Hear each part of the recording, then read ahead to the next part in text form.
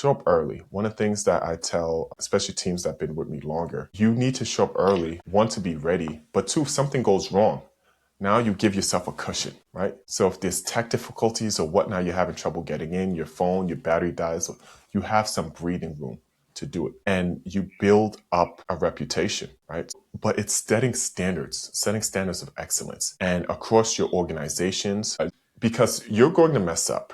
Right.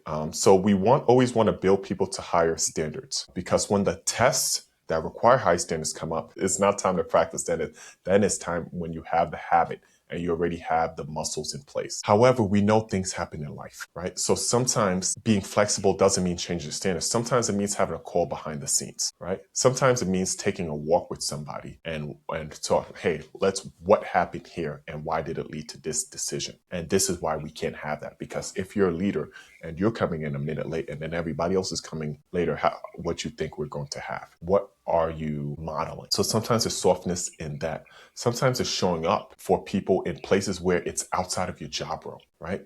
Bending over backwards for somebody and show. And so softness doesn't necessarily mean lowering the standards. It does mean being there for people. Sometimes not always asking them to meet you where you are, but meeting them where they are. And with that, then people also, the right people remember. And there's people who are willing to run through a burning building for you out of God's grace. And they say, hey, because I remember what you've done for me the last 2-3 years. And the few people who do remember that, they make it all the worthwhile.